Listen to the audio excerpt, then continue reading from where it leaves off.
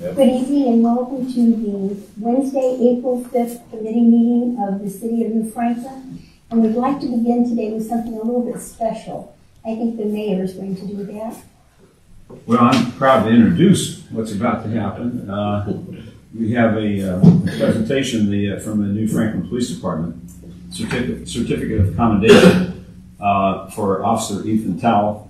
And I will preview this by saying that all of our officers really on a daily basis, police, fire, EMS, they go above and beyond, service department as well. But occasionally there's just something that's so really amazing that it deserves special recognition. And so that's what we're here for tonight. And with that, I would turn the floor over to Chief Bickett for the presentation. Come on up, Chief. Yeah, baby.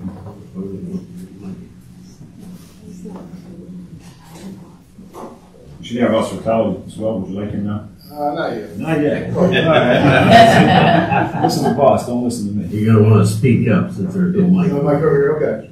Yeah, this won't be long. I know you guys have a busy agenda tonight, but I appreciate you guys having us because this one is a little special.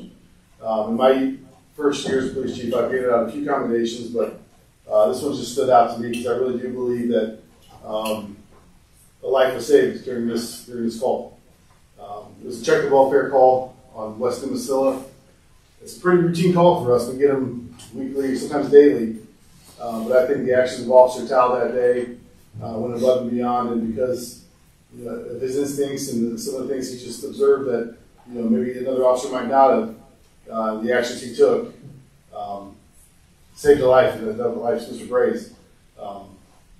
He was suffering from a stroke that day, maybe that weekend. We don't know exactly how long he was down, but when Officer Towle made entry into the house, he found him and he got medical care to him right away. The rest is really history. Mr. Bragg can go into any detail as far as what happened after that. But so I was suffering from DKA, which is the high blood sugar, and blood sugar was 500. Been on the ground. I had missed a meeting on Friday. I had remembered watching The Last of Us on Sunday night. So the MRI showed that I had a stroke, and I had had strokes in the past. So I believe I had a few strokes that weekend.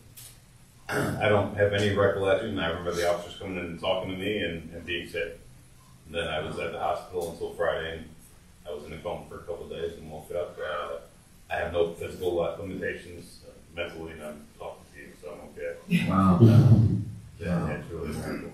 wow. Officer Towle was there on a Wednesday, so we're talking from Friday to Wednesday. It's quite a long time to be going through something like that. Wow. So that's why we're here. I want to make this a little more of a public accommodation for Officer Towle, just because this one is special to us. So anytime we save a life, we want to make sure we recognize him and give him the recognition he deserves. So, all right, Officer Towle, how do you come up?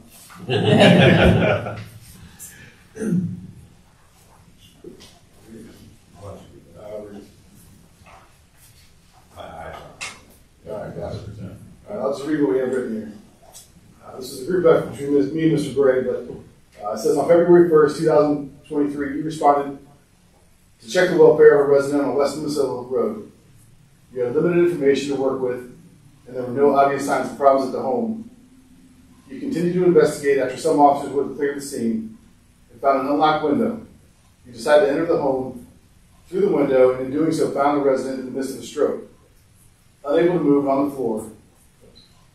A failure to act or even a delay would have had a tragic outcome. During this medical emergency, you showed great instincts, compassion, and you are commended for your bravery. Your commitment to preserving life is held in the highest tradition of law enforcement.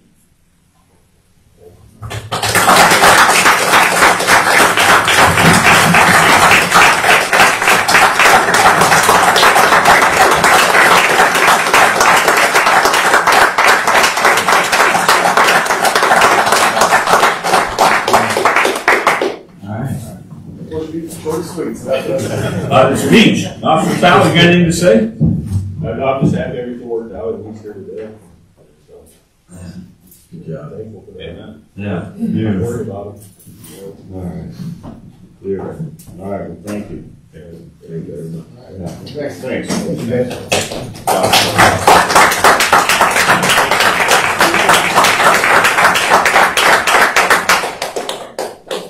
Yes. Thanks for coming up. I want to say one thing. Very happy to have Oh, I'm sorry, Gene. I had dealings with the officer too, and I have to say he was so nice to me because I was really nervous, very upset, and he was just excellent. Wow, appreciate that. He really was. Oh, yeah, I just dealt with it. You did. You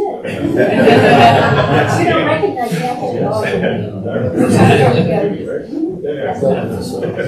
We're still going through the process, but I appreciate you helping me verify. My neighbor said you wouldn't tell him anything. Did they say how much they offered? It's good. Might be the price. They just aren't coming up with enough money. Thank you. Yeah. Thanks for having us.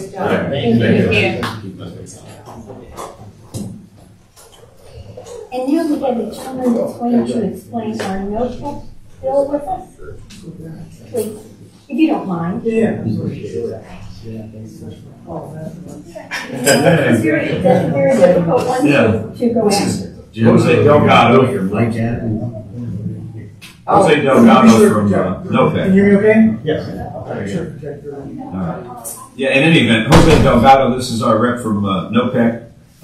We are enrolled in the gas aggregation with NOPEC, and Mr. Delgado forwarded something down about every 2 years there's an opportunity for residents to decide whether they want to stay in the program or opt out. We've had a lot of questions about the electric aggregation. We're not trying to address those today. I am getting some information. I'll be able to pass that along within the next several days. But I asked Jose if he'd be kind enough to come down, and he said sure. So here he is to try to give us a little bit more information. Primarily, I want to make sure that try to defer any confusion anybody might have with the articles in the paper a week or so ago with the electric aggregation prices going way up, and now it just so happens we're renewing on the gas. So I wanted Mr. Delgado to have a chance to come down here and provide some information. So So appreciate the invite, Mayor Madison, to come down here and council allowing me time to speak. Mayor Madison said, my name is Jose Delgado, and I'm the relationship manager for NOPEC for actually Summit County, but specifically here for New Franklin. And I don't have a lot to say in the sense that I'll keep it short. That said, though, if there are any questions, I have time to answer as many questions as possible. And in the event, once I say my piece here, if there are any questions later on from council, any residents, or mayor for that matter, the conversation doesn't end tonight. It's the way I like to position it is a continuum. With the email, text, phone call, what case would be, have to come back down here and another meeting to answer some questions. That's fine too. Just more, I'll let you guys digest the information. Any question on demand, I'll answer those. But like I said, if you have a question once you go home later tonight, free to contact me and I'll let us answer those questions. If there are any questions tonight where I can't answer, I'm not sure of the question, I'll be sure to get that information back time and then. So with that said, New Franklin has a natural gas aggregation NOPEC started back in 2017. Not the aggregation, but the bridge between NOPEC and New Franklin started back in 2017. And right now we're in the midst of preparing and finalizing our preparation for our enrollment, as the mayor said. So in about a week and a half or so, residents here, eligible residents in New Franklin, begin receiving letters in the mail, given the opportunity to enroll in NOPEC. Even if you're enrolled in NOPEC currently today, come mid-April, say April 15th, depending on the snail mail in the post office. In those letters, you get the opportunity to enroll in OPEC. The pricing will be in there for what that would be for the term. You would have until May 10th to apply to that. Say if you wish to join OPEC or stay in OPEC, you don't do anything. All you have to do is just read the letter for reference purposes. Do nothing, you'll be enrolled. If you do not wish to join OPEC, If you wish to shop around, find another supplier, let's say with SCO, which is Dominion, in this case here, Dominion is your SCO, it's the standard choice offer. Essentially, you can return a letter, you can call NOPEC or customer care and say, I don't want to join NOPEC. That's fine, that's how that works. You have until May 10th to do that. After May 10th, if you wish to leave the aggregation, you can also do that too with a phone call. Just call us and let us know you wish to leave, and our customer care will address that for you. In the event you do wish to join aggregation, again, do nothing. Come, so by May 10th, you wish to join. This will start for June, so to speak, for June consumption. So your June gas meter read, depending on when your bill starts and stops, based on your meter read, that would be for June consumption, and you begin seeing NOPEC on your July bill with the new enrollment rate. So that's essentially how the process is going to be looking for you guys in the next 2 to 4 weeks, and what those expectations are as far as what those milestones for you guys to meet that. Again, if there are any questions on that, you missed a date, you weren't sure, there's some other questions, I'm available, like I said, email, phone call, however it needs to be done. So that's the process, that's what we're finalizing right now. Are there any questions from council, mayor, or anyone from the audience? You said all eligible Yeah. customers. As if I remember correctly from a couple years ago, that's only people that are not currently with NOPEC. People that are currently with NOPEC will not receive any communication. So there are a number of factors that will make a resident or small business not eligible to join an aggregation. And really, in some respect, any aggregation. So if you're currently with a supplier and those terms go past that May date, past the dates I mentioned, you won't even receive a letter. Okay. NOPEC receives a list from the utility, in this case Dominion, and that list will list all eligible residents or small businesses to have the opportunity to join the aggregation. If you're with a supplier, you can join. If you're on a do not market, or you had established a status with your account with the utility and you wish not to receive these type of letters, you wouldn't be on that list. If something happens come May, or between now and May, and you didn't get a letter and you thought you should, you can do one of two things. There's not necessarily first or second thing to do. You can call me, and I can do due diligence on my end and see what we can see as far as your account is. Or you can call the utility and ask them that you anticipated to receive a letter from NOPEC. You did not.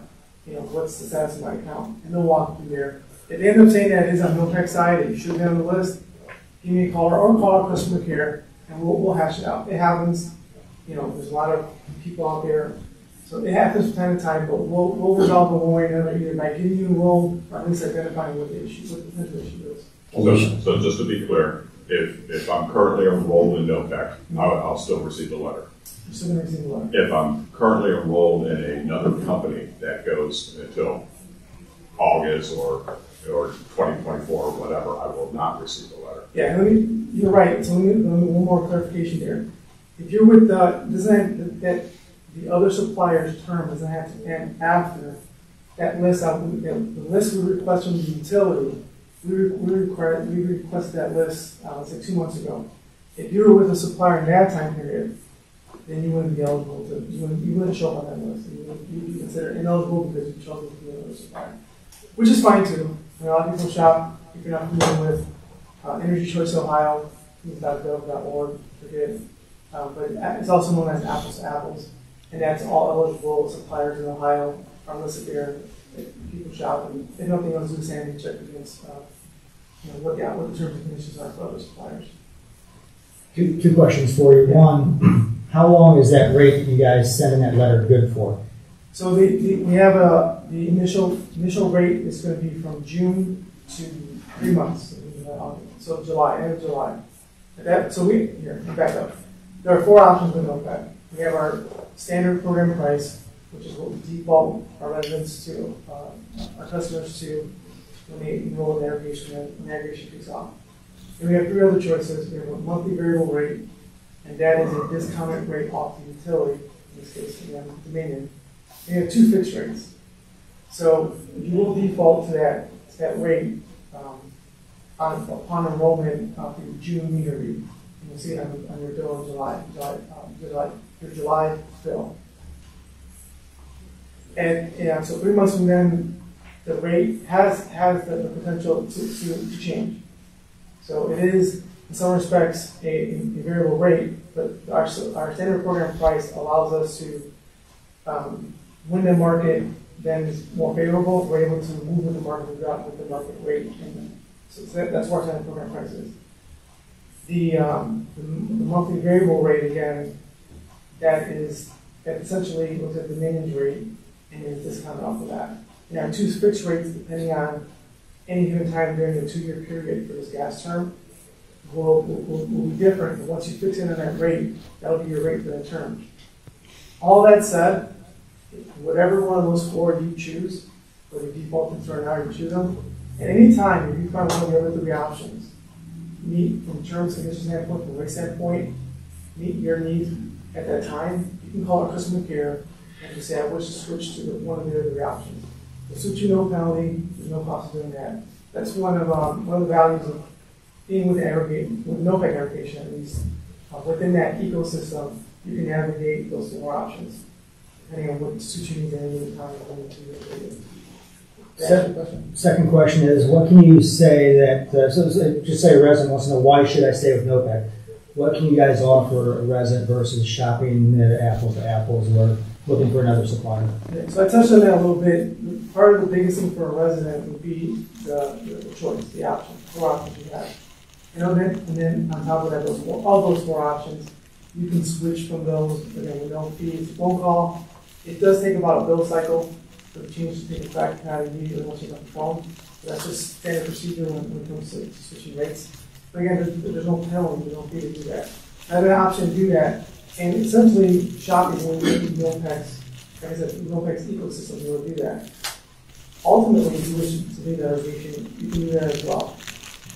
There are people who shop and they take a month here, a month there, 6 months, and they apples to apples, and they do that price comparison and find any rate.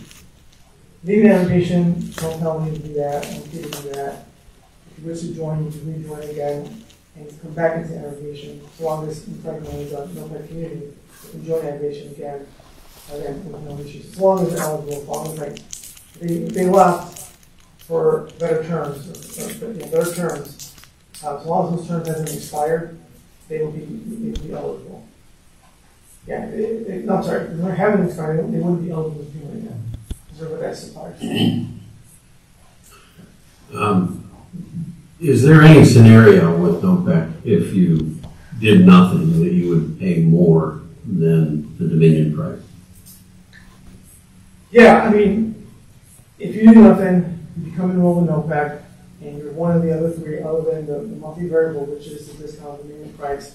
There is a potential for that, for sure.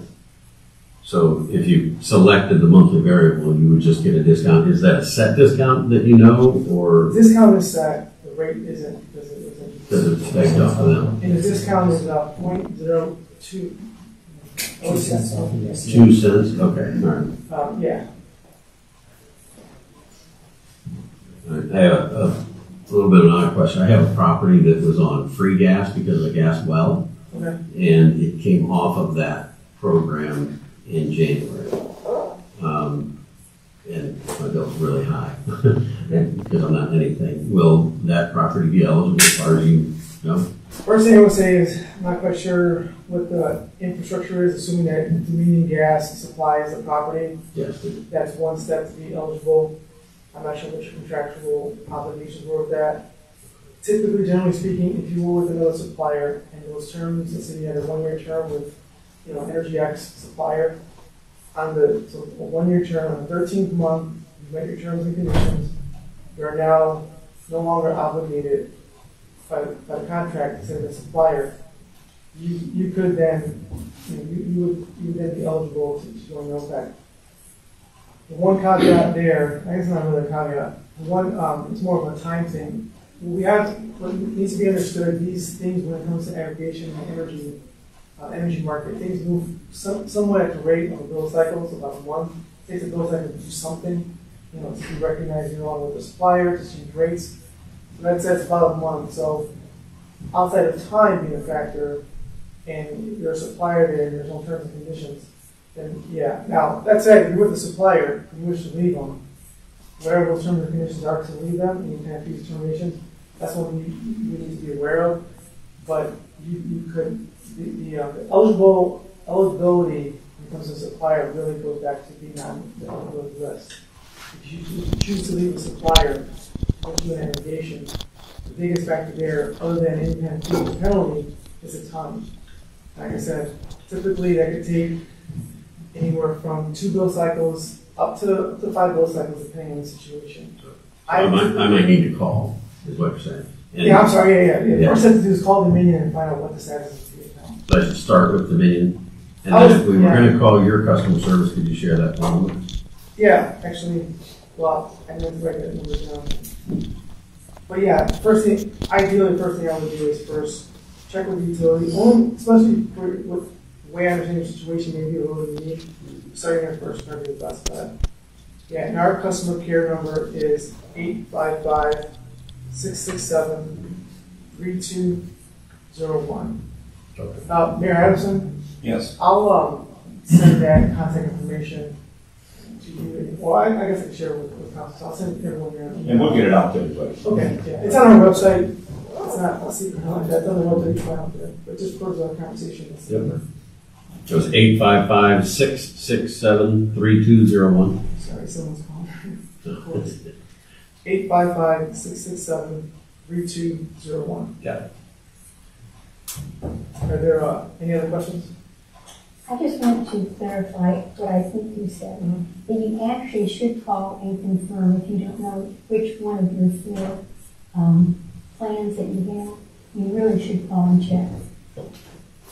Call as a resident to find Yes, out where for you are. NOPEC, to see which plan you thought that you have now, if you don't know. Yeah, as a resident, if you're already NOPEC and you're not sure where you fall, just for nothing else, for informational purposes, yeah, call our customer care. They'll tell you right away.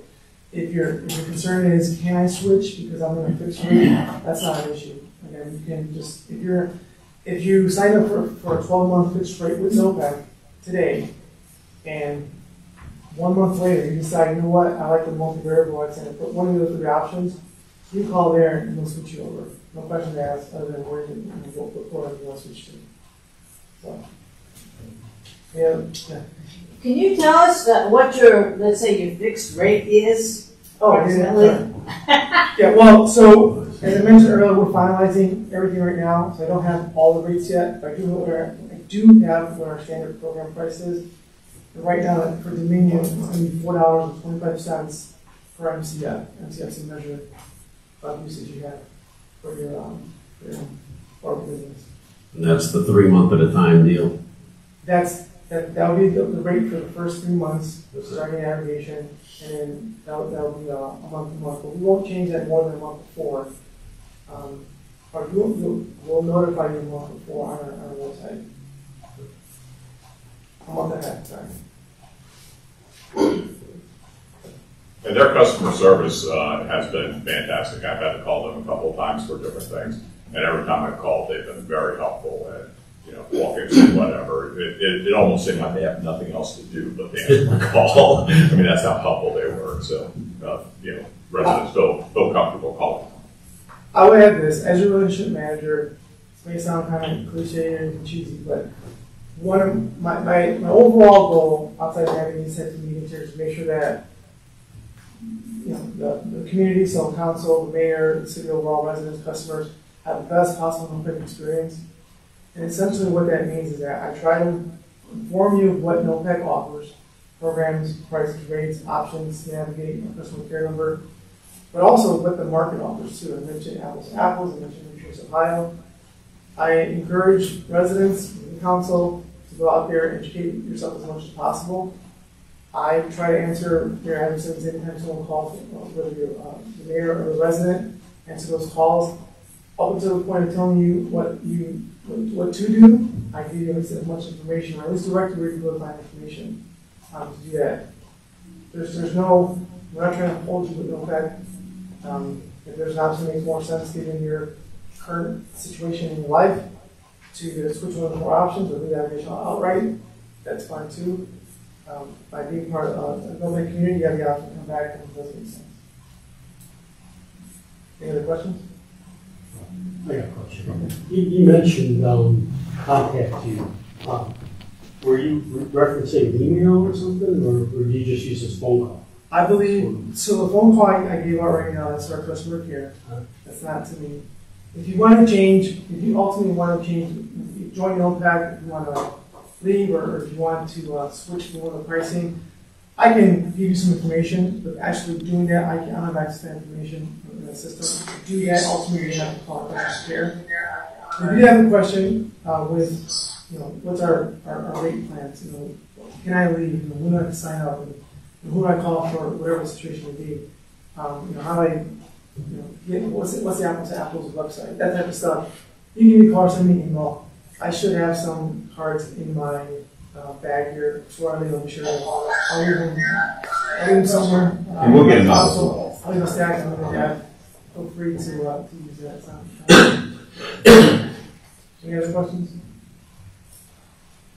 I appreciate your time. Sorry my story wasn't exciting at the office. It was pretty impressive. But yeah, I appreciate your time. And like I said, this doesn't end tonight. It's just a continuum. So have a good rest of your evening, and I'll hand on this question over. Thank you. Thank you. Thanks for coming down. Yeah. Oh, thank you. We'll continue with our council meeting. We have 9 first readings, no seconds, no thirds, and no pending legislation. Our first reading is resolution number 23R27. Mr. Cox. Hi. 23R27. I'll be there in a second. Sorry. That's okay. Take your time. Thank you. I will. We are good to go. Opening the finance committee meeting. We'll open it when I'm ready. All right. I just trying to help you remember that stuff. Did you guys have to help me some? We all need help sometimes. Yeah, that was important. One Isn't time it nice though to understand that? there was a judge, a kind of crusty judge, and this attorney came down from Cauga County. They didn't like them too much when they came into Akron, and so he was starting all his questions on this preliminary hearing. And finally, there was objections. The judge told the attorney, he said, no. He said, no. He said, take as much time as you need. He said, you got 10 minutes.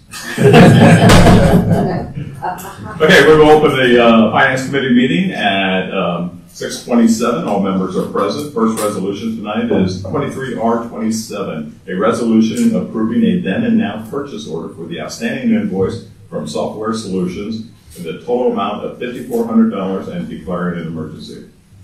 Ms. Cook, would you like to share your information on this? Sure. What happened was we got this invoice, and it was a 2022 invoice.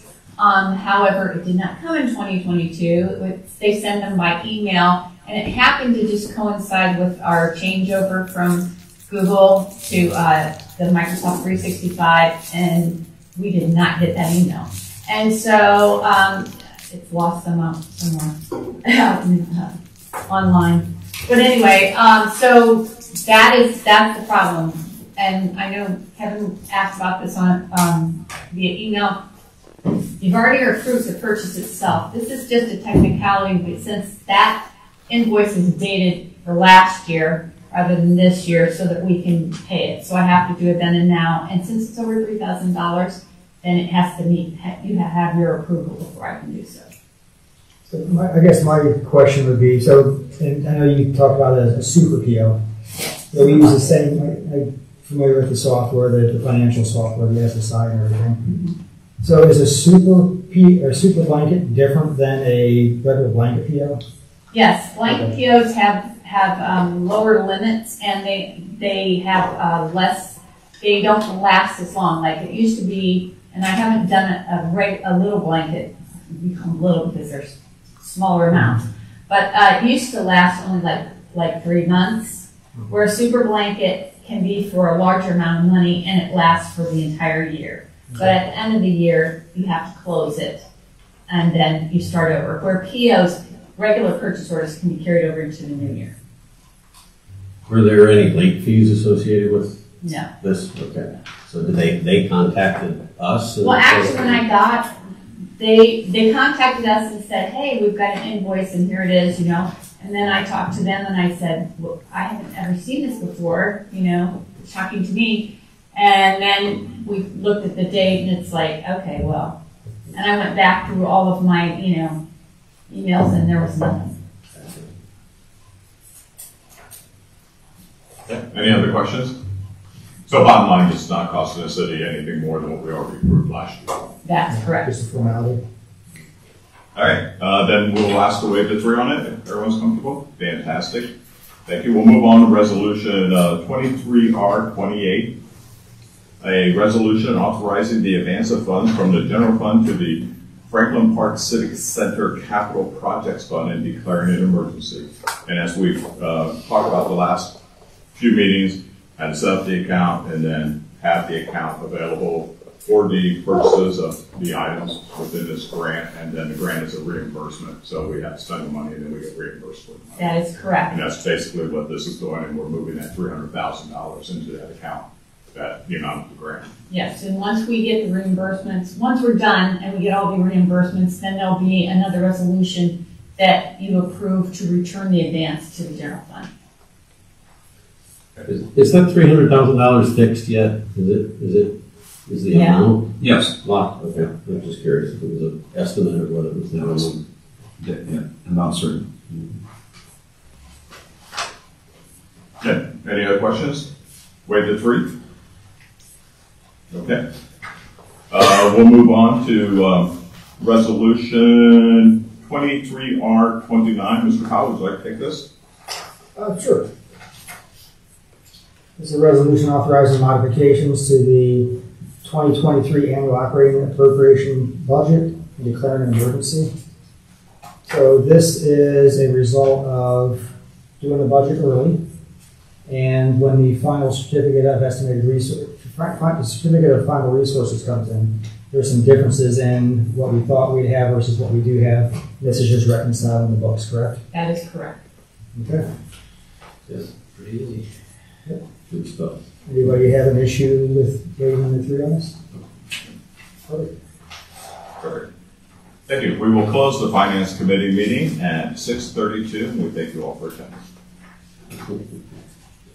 Our next resolution is resolution number 23R30. David? All right, I'd like to open Streets and Drainage Committee at, we'll call it 6:32. All members present, I have 2 pieces of legislation this evening. First one is a resolution awarding a bid to the Shelley Company, Northeast Division, for the Cleveland Madison Road Phase 2 resurfacing project and declaring an emergency. And this is something that changed a little bit. North Star had it, which we'd have been happy with. They've done a lot of paving for us, but they did not apparently turn in some stuff that the state needed. And they had to give the bid to Shelley, which Shelley was, I think, the highest out of our bid, wasn't it? Yeah, there's There are 2 Shelleys, David. Oh, okay, this is the Northeast, yeah, okay. The very bottom one, honey, is Shelley also. It has Shelley in the name. I just looked down 2.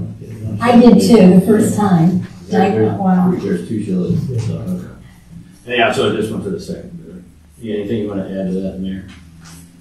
That's the first time we've experienced it, at least in our memory. And GPD did the bids on these, and they hadn't had this experience recently, but that's what happened. Fortunately, the bids themselves, it's an additional approximately $23,000, and that's going to translate to about $4,600 for us. We have a 20% share.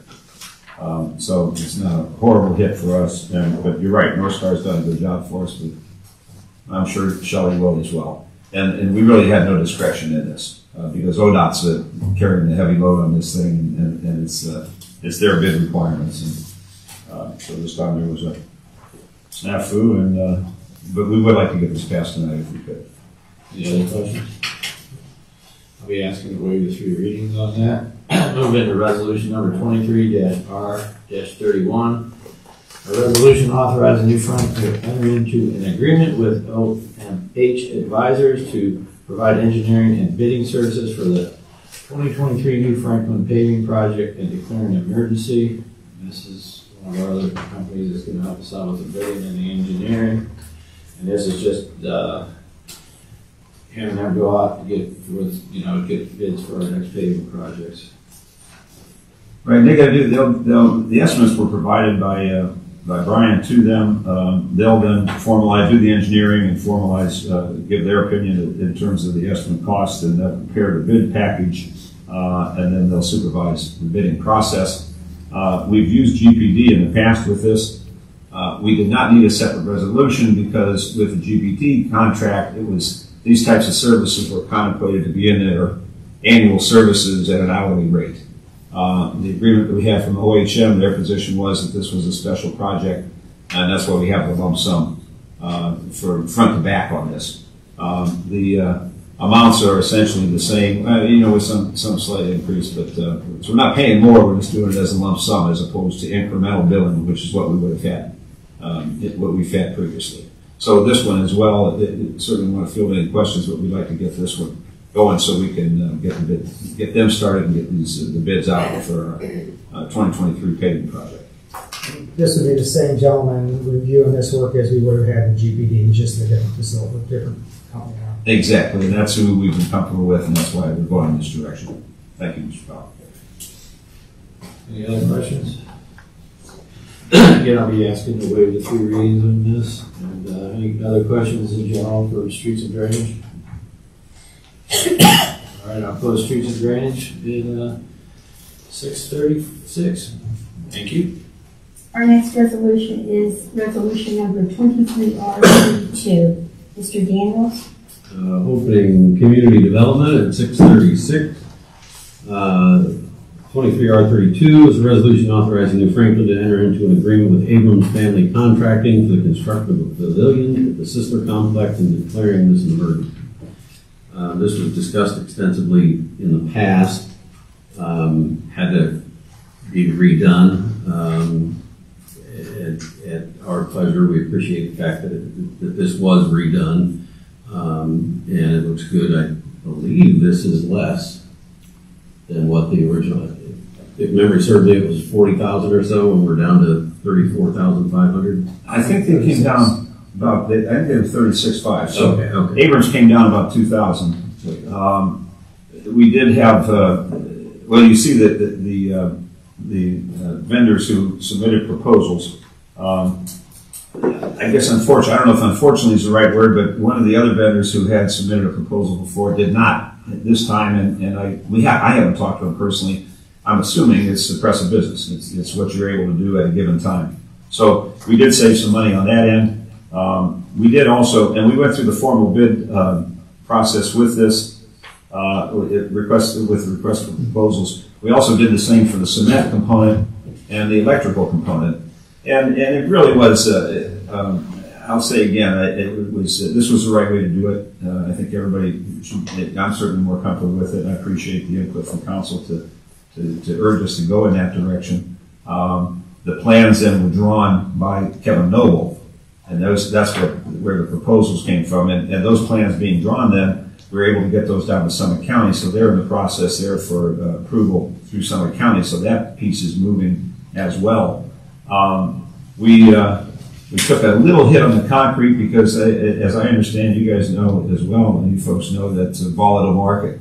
And so the bid we got for the concrete, the low bid, was from Bell Custom Concrete, $8,932.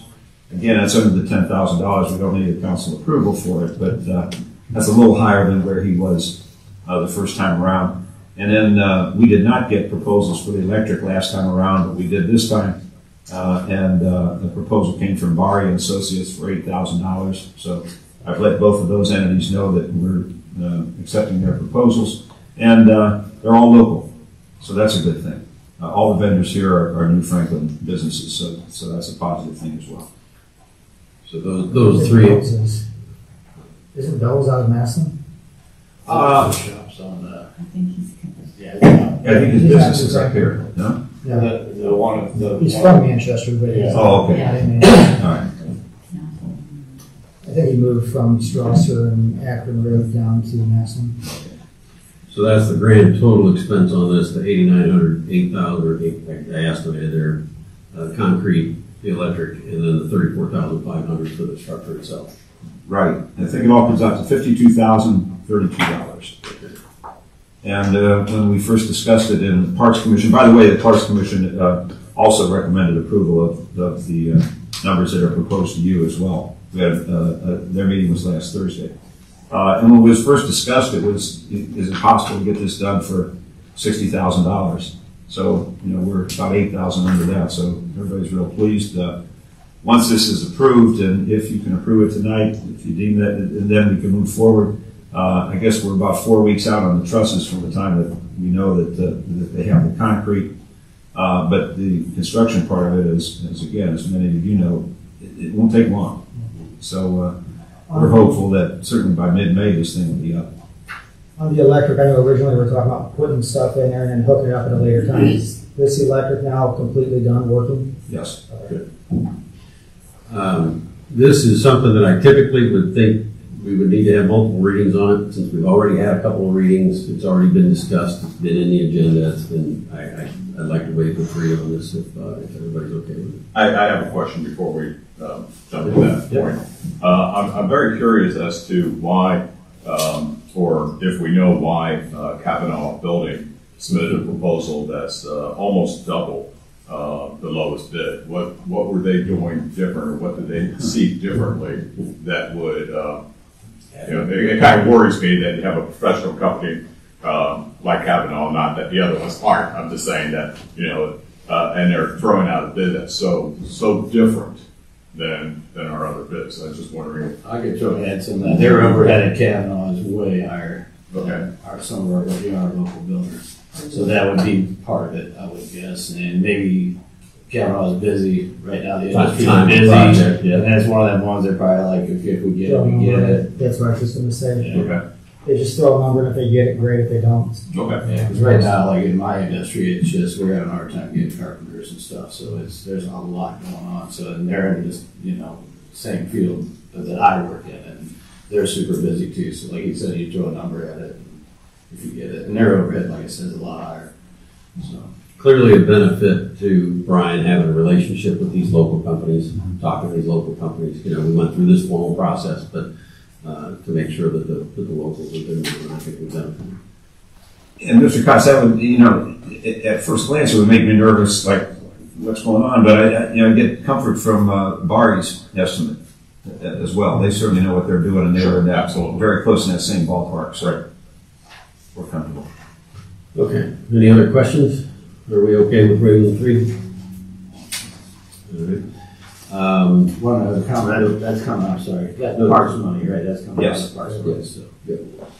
So the other resolutions I have here are all related to the seawall, which is covered by a grant. First is Resolution 23R33, a resolution authorizing New Franklin to enter into an agreement with Wood Quarry Cornerstone Crushing LLC for the purchase of stone for the Tudor House seawall project and declaring this an emergency. So I guess I've got a question on this. Mm-hmm. So do we have an actual drawing or rendition of what the seawall will look like? Yes. Because I was under the impression that maybe this is going to be done turnkey by a contractor, but it appears that we're doing a lot of this internally. They're going to do the construction of the wall. We're bringing in the stone. We're purchasing the stone separately, and we're trucking the stone separately. We're going to truck some of the smaller stone ourselves. But the actual placement of the stones in the seawall will be done entirely by Ingersoll, if you approve that. So and that's consistent with the plans that were drawn by GPD. So I guess where I'm going with this is if we are doing work on this project, can we reimburse ourselves from this grant for labor that's being spent on this project? I would say theoretically we could. Okay, because I know we're doing conduit for the electric being right. We're obviously Brian's got time invested in a lot of this stuff. I don't see why we couldn't tabulate that and recoup some money back for us for effort spent on this. Well, we could. The price tag on the estimates on everything that we'd like to get done was in the range of about $430,000. So that's what was provided in the application, and they granted us $300,000. So we're trying to stretch that 300,000 as far as we can. So we're more likely to try to treat that as an in-kind as opposed to reimbursing ourselves. In other scenarios, we would. Well, depending on whether the grant would permit us to do that. Any other questions? Waive 3 on this one?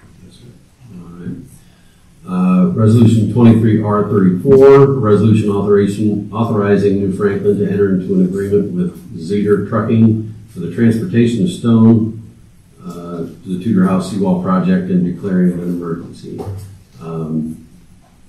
I had a conversation with Brian about this. He called, I own a trucking company, so he called to kind of float this cost by me, and I think it's very competitive, and I doubt you could haul it yourself with your trucks.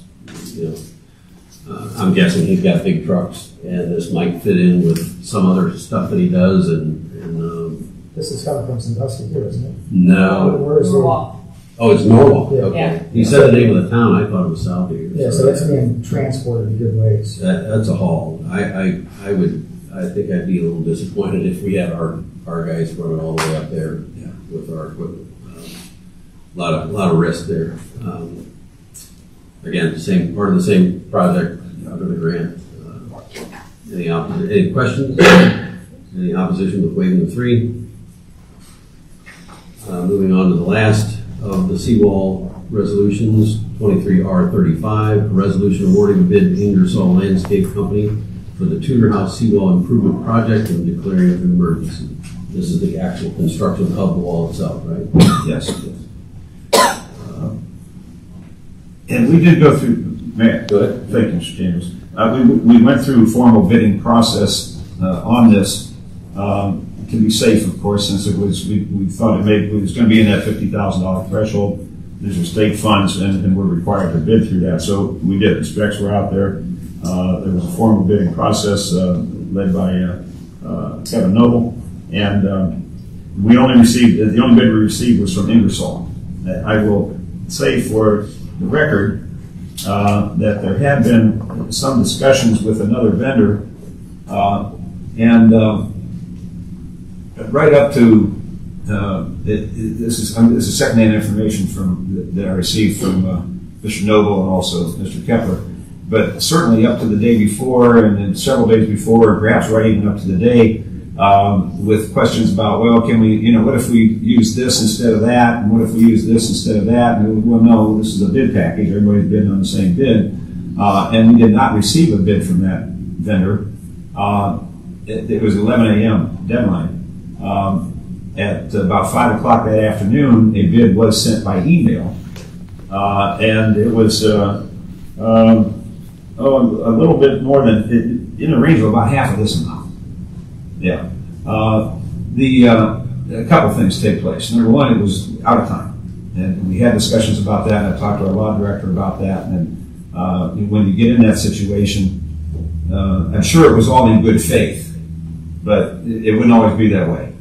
And somebody could wait around till the bids are open and then come in. Now, clearly, we don't think that was the case here.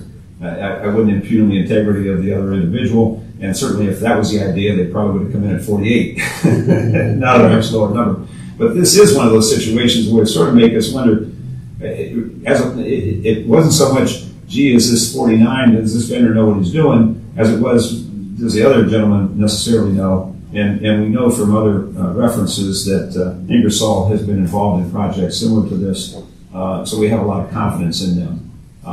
We would have had the option we always had the option to disregard all bids and bid again, but we have no reason to believe that we were going to get a number that was any significantly better than this. We were comfortable with Ingersoll and the work that they've done other places, and we want to get this thing done. So we're in a position where if this gets approved tonight, they're ready to go. The stone is, we'll get the stone in there, and again, it's maybe by the beginning of May, this wall will be in, and the walkway over the top of it as well. So it'll be real nice. So that's the history of this one. So I don't know if this has anything to do with community development. There's a heck of a storm going on out here. Where's the tornado? You were looking this way. Yeah, it just happened. We were all looking up there. Wow. Where'd we go? The restrooms, right there in the hallway, they're the most central. The restrooms are that hallway and this hallway. Those are the safest places. Most interior, no windows. Yeah. He just showed me the radar. All right. Any other questions on this legislation? Are we okay with waiving 3 on this? I will close community development at 6:49. I'd like to call the order of the City of New Franklin regular council meeting Wednesday, April 5th at 6:50. Everyone will rise for the pledge. I pledge allegiance to the flag of the United States of America and to the republic for which it stands, one nation, under God, indivisible, with liberty and justice for all. Calling to a roll call, please. Mr. Cox? Yes, here. Mr. Hargit? Yes. Mrs. Jones? Present. Mr. Fetterman? Here. Mr. Powell? Here. Mr. Daniels? Here. Mr. Stock? Here. I'd like to make a motion to approve the meetings from the meeting on March 15th. Second. You have a first and a second, Kelly? Mr. Hargit? Yes. Mrs. Jones? Yes. Mr. Fetterman? Yes. Mr. Powell? Yes. Mr. Daniels? Yes. Mr. Stock? Yes. Mr. Cox? Yes. Motion passes 7-0. Any questions from the audience? Any comments? And we'll begin with our first reading, resolution number 23R27. Kelly? A resolution approving a then and now purchase order for an outstanding invoice from Software Solutions in the total amount of $5,400 and declaring an emergency. This resolution is assigned to the Finance Committee. We move to waive the 3 readings on Resolution 23R27. Second. You have a first and a second, Kelly? Mrs. Jones? Yes. Mr. Fetterman? Yes. Mr. Powell? Yes. Mr. Daniels? Yes. Mr. Stock? Yes. Mr. Cox? Yes. Mr. Hargit? Yes. We move to adopt Resolution 23R27. Second. We have a first and a second? Mrs. Jones? Yes. Mr. Fetterman? Yes. Mr. Powell? Yes. Mr. Daniels? Yes. Mr. Stock? Yes. Mr. Cox? Yes. Mr. Hargit? Yes. Motion passes 7-0. Resolution number 23R28. A resolution authorizing the advance of funds from the general fund to the Franklin Park Civic Center Capital Projects Fund and declaring an emergency. This resolution is assigned to the Finance Committee. We move to waive the 3 readings on Resolution 23R28. Second. We have a first and a second, Kelly? Mr. Fetterman? Yes. Mr. Powell? Yes. Mr. Daniels? Yes. Mr. Stock? Yes. Mr. Cox? Yes. Mr. Hargit? Yes. Mrs. Jones? Yes. Mr. Cox? Hi, how are you? How are you? Make a motion to adopt. Oh, yeah. Make a motion to adopt Resolution 23R28. Do you have a second and a motion? Mr. Fetterman? Yes. Mr. Powell? Yes. Mr. Daniels? Yes. Mr. Stock? Yes. Mr. Cox? Yes. Mr. Hargit? Yes. Mrs. Jones? Yes. Motion passes 7-0. Resolution number 23R29. A resolution authorizing modifications to the 2023 annual operating appropriation budget and declaring an emergency. This resolution is assigned to the Finance Committee. I make a motion to waive the 3 reads. Second. We have a first and a second? Mr. Powell? Yes. Mr. Daniels? Yes. Mr. Stock? Yes. Mr. Cox? Yes. Mr. Hargit? Yes. Mrs. Jones? Yes. Mr. Fetterman? Yes. I make a motion to adopt Resolution 23R29. Second. We have a first and a second?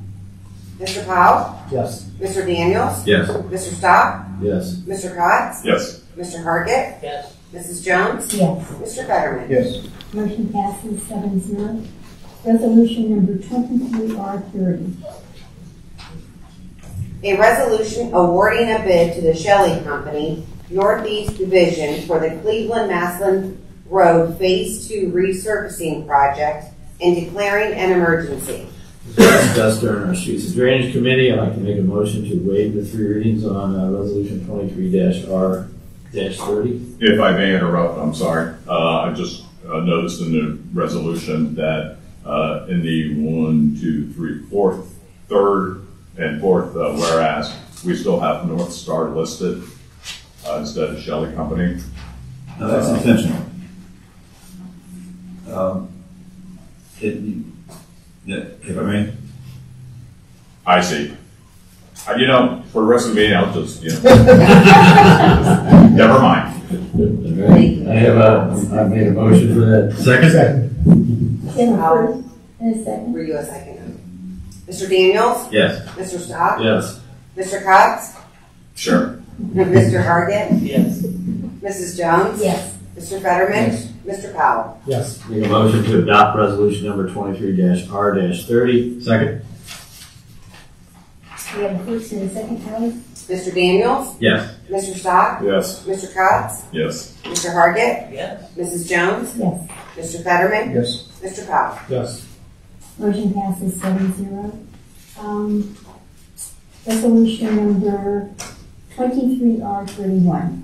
A resolution authorizing New Franklin to enter into an agreement with OMH Advisors to provide engineering and bidding services for the 2023 New Franklin paving project and declaring an emergency.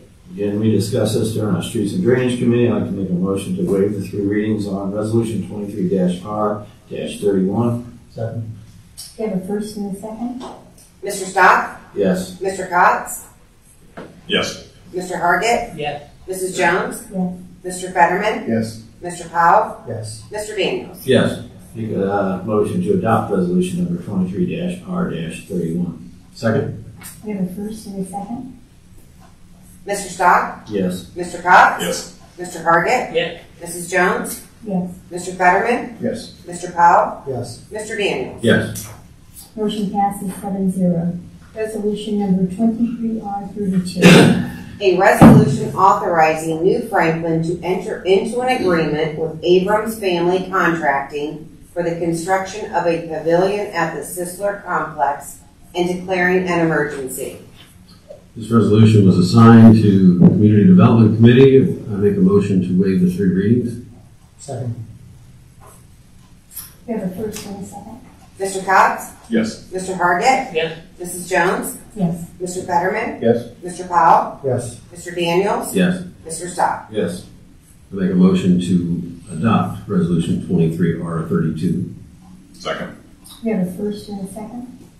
Mr. Cox? Yes. Mr. Hargit? Yes. Mrs. Jones? Yes. Mr. Fetterman? Yes. Mr. Powell? Yes. Mr. Daniels? Yes. Mr. Stock? Yes. Motion passes 7-0. Resolution number 23-R-34. 33, I apologize, honey. A resolution authorizing New Franklin to enter into an agreement with Wood Quarry Cornerstone Crushing, LLC, for the purchase of stone for the Tudor House seawall project and declaring an emergency. This was assigned to Community Development Committee. I make a motion to waive the 3 readings. Second. We have a first and a second.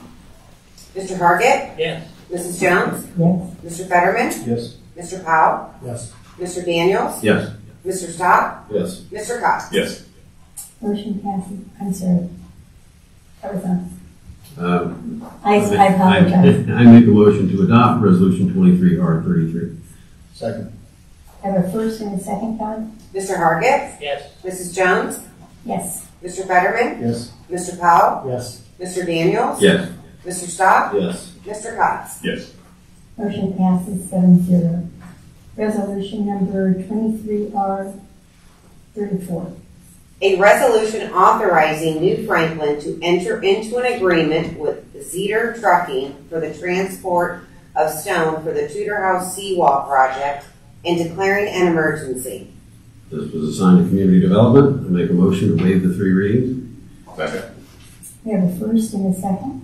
Mrs. Jones? Yes. Mr. Fetterman? Yes. Mr. Powell? Yes. Mr. Daniels? Yes. Mr. Stock? Yes. Mr. Cox? Yes. Mr. Hargit? Yes.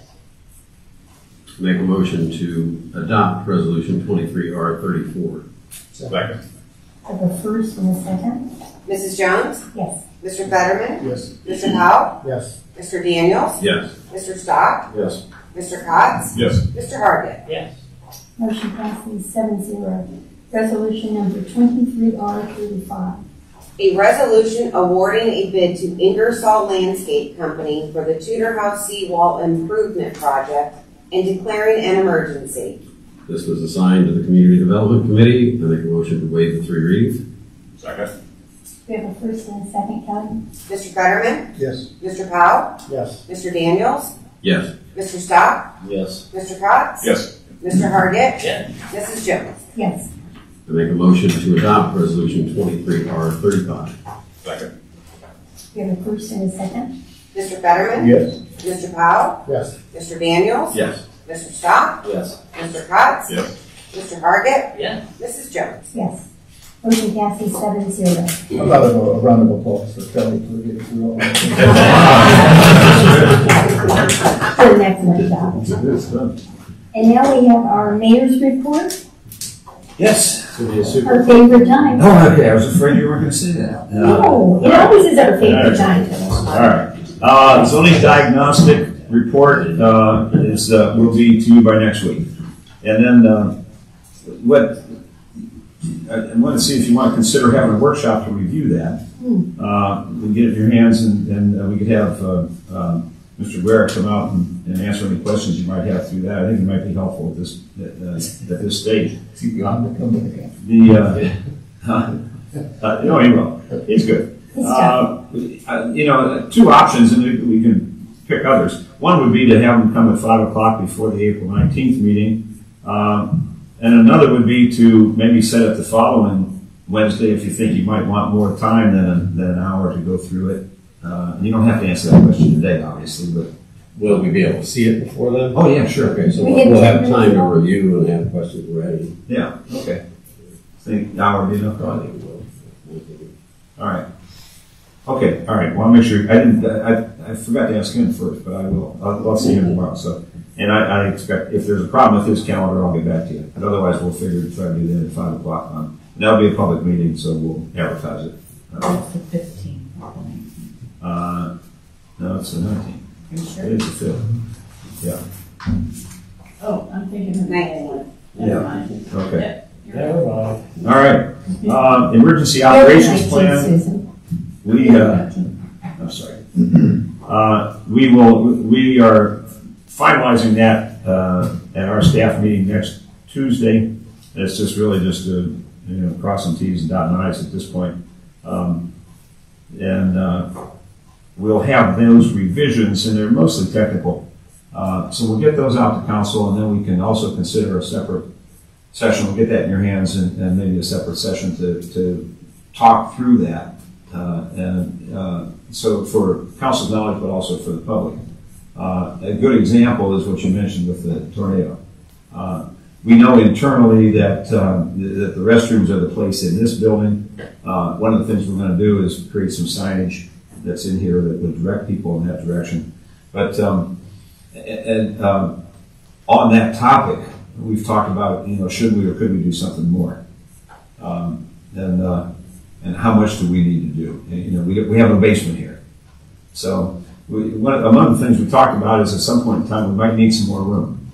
And so that possibly, this thing was built that would permit additions going in that direction. So that maybe an addition over there with a basement that would serve that purpose. It's exactly the kind of thing that, on one hand, but boy, God bless us, that if we ever needed it and didn't have it, we'd be saying.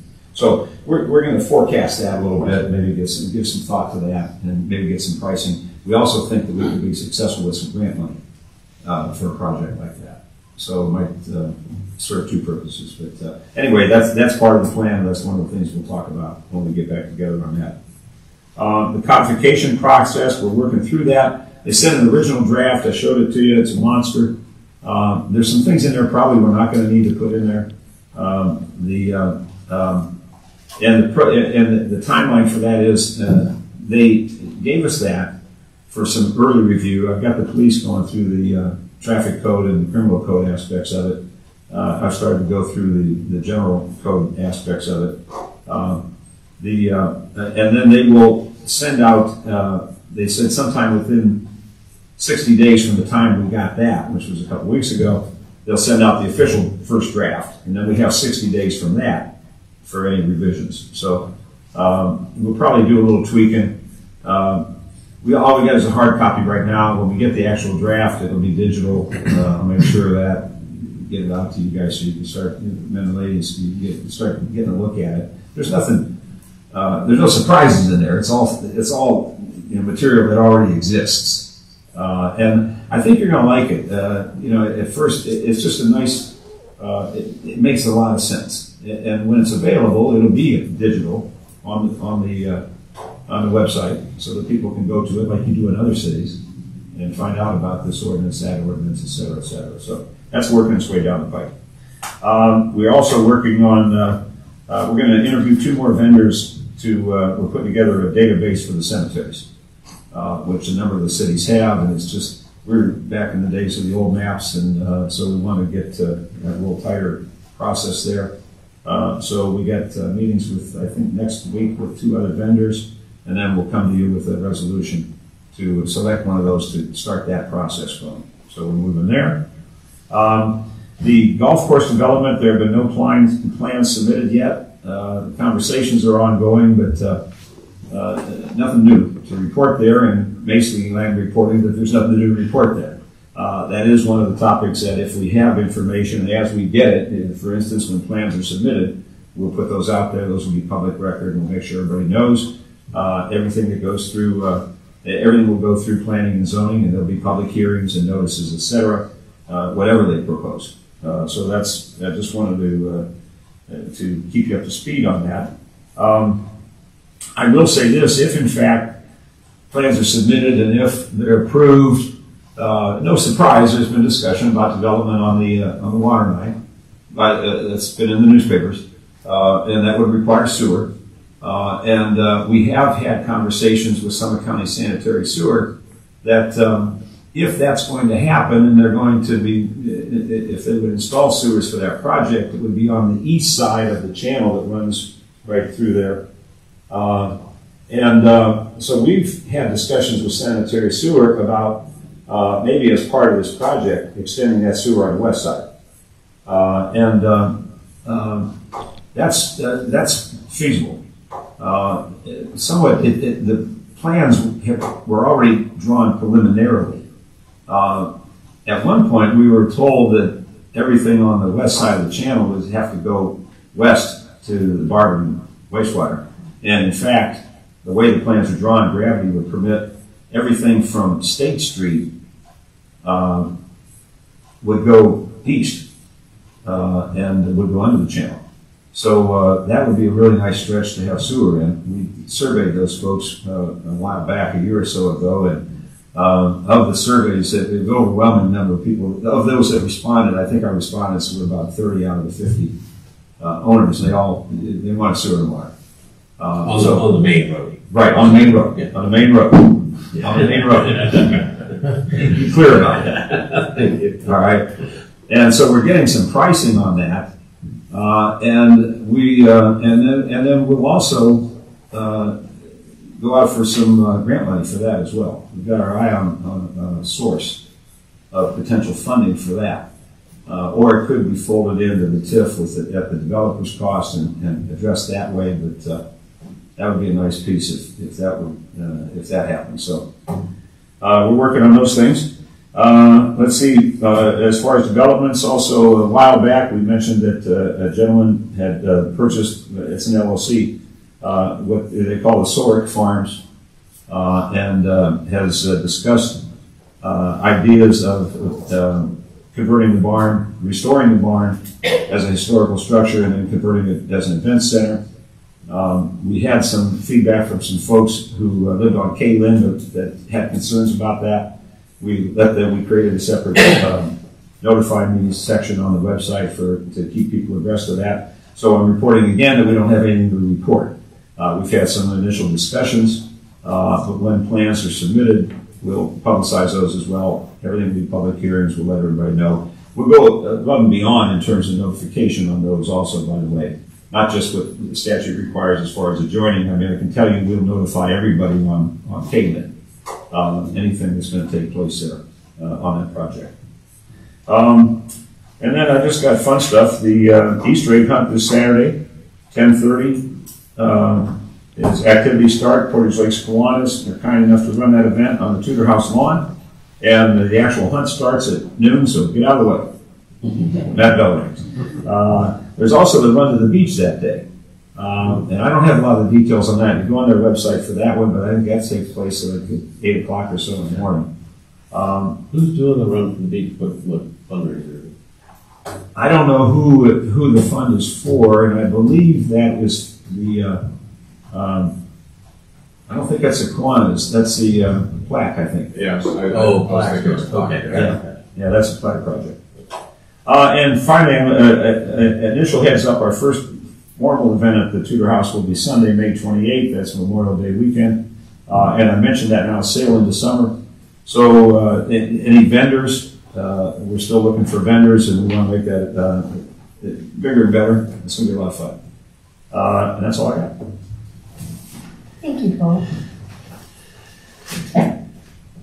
Jack, do we have anything for the Comprehensive Plan Committee report? Not really, unless anybody else knows of anything. We seem to be back in another dark period.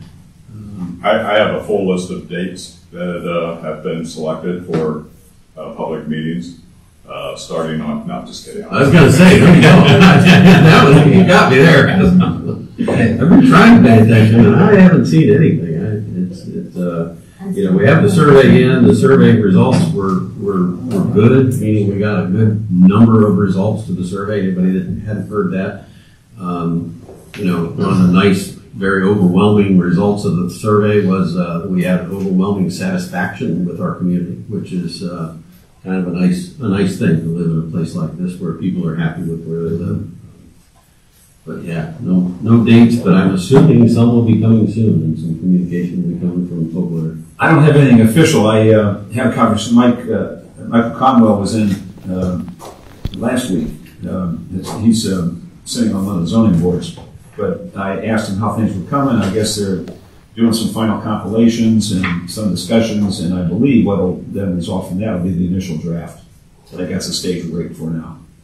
That Pogemeyer put the initial draft together and then that's scheduled out for some meetings and some public input as well. So that'll be the next step.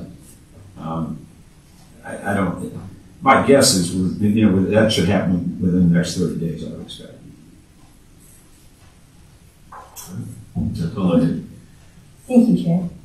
Susan? Just not too much to report. We're working on GAP. We've even gotten that auditors have already contacted us about starting our audit, and we don't have our financial report done yet. So we're trying to kind of hold them at bay. One thing that is coming up is tax season is getting ready to end. So I just wanted to kind of put out a reminder to everyone that even if you don't owe any taxes, you need to get your filing done with Rita for the New Franklin income tax. If you have a problem or you get a bill, a statement that you have penalty and interest because of late filings or whatever, please contact our office. We can certainly help you with that. Our idea is to get everybody filed and to pay the tax itself.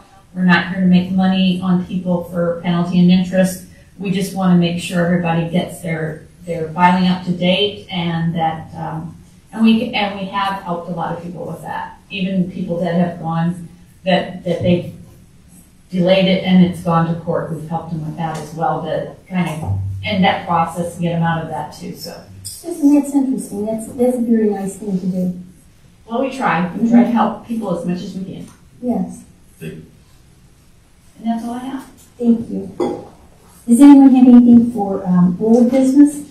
I've got one thing to mention. I've talked a few different times about the Rexlake Channel and the residents out there wanting to get ODOT involved, or not ODNR involved with getting that dredged.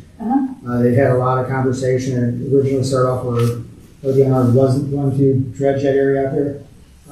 They've been very persistent. The residents have been very persistent with ODNR. They were actually out there, I think, last week took a bunch of new measurements, and ODNR now says they will dredge that area, Yeah, and that's going to be one of the first areas they hit this year. that's So really if good. you see pipe and stuff going back in that area, that's what they're doing. So it means be persistent? Yes, it's a perfect example of residents getting engaged and working with government and coming up with a fair welcome. That's a good idea. Thank you. Sure. And hats off to Jeff Wagner as well. He really spearheaded that whole thing. Jeff Wagner, Yes. that's good to know. Thank you. And from the ODNR side as well, because they were willing to. Yes, Tom was very receptive. Yeah.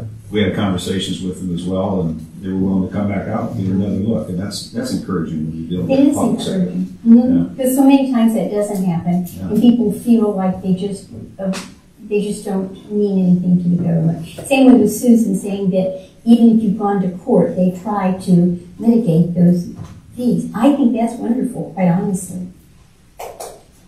Do we have anyone for new business? A few things here. Our next meeting, they said, is the 19th, so between now and then, we've got a brush pickup, I believe. Or not brush, but a brush drop-off.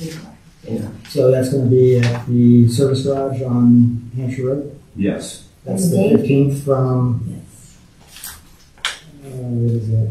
9 to 3 on 4/15. And after the storm, we may not have a pickup, maybe our neighbor will.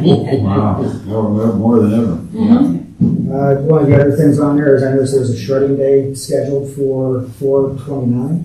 Yes. If I recall. And then we got the Reworks is doing the recycle days where you can drop off TVs, electronics and stuff towards the end of this month, first part of May. The phone laws, I don't know if people have been paying attention to that.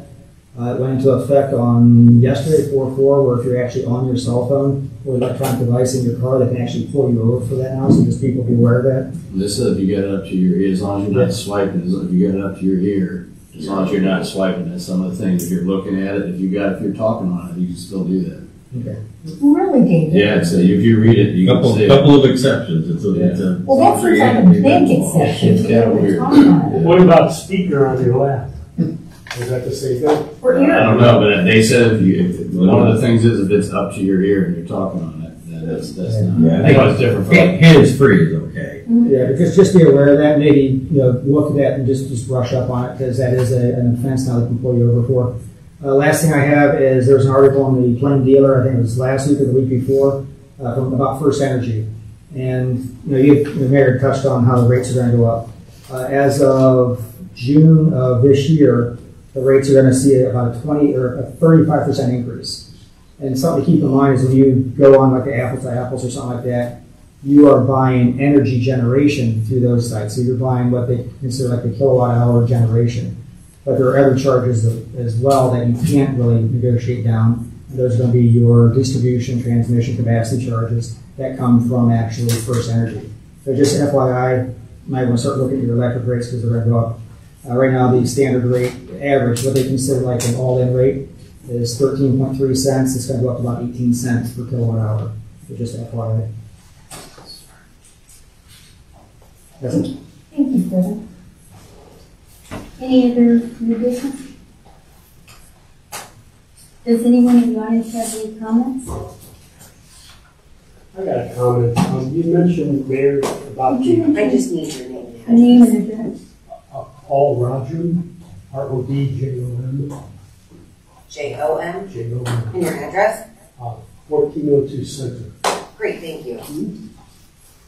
Okay, my question was, when you were talking about the tornado shelter, I mean, that's future, but you said there's a basement in here, right? No, there is no basement here. Yeah, it kind of sounded like he said. Okay.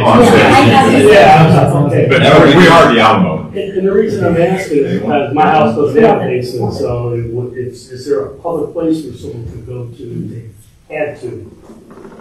We don't have anywhere designated in that, and under those circumstances. Yeah. I don't know if the church has a basement or not. No, we do not have a basement, and that's a concern. We have one at the fire station. Well, yes, at the fire. Yeah, there you go. But are those for the public or just for? Well, I'm quite confident knowing Yeah, I mean, I don't know. Right. Advertise it in the whole. No, I appreciate that. Right. I know in a lot of emergency operation plans, there's things in there for like if there's a natural disaster out there, you can designate areas like the schools and stuff for gathering places, churches, schools, stuff like that. That we have, and you'll hear about that in the plan. So there's plenty of provision for those types of things, for gathering, evacuation, etc., meeting spots, and so on. Part of the discussion we get into in the tornadoes is, the risk of harm when you're trying to get to that spot. Yes. Because how much advance warning do you have? So It is true. Did that answer your question? Yes, it did. All right, good. Anybody else have any comments? Paul, I think we have executive session tonight, so I move that we go into executive session for the purpose of discussing personnel. No formal action will be taken during our executive session.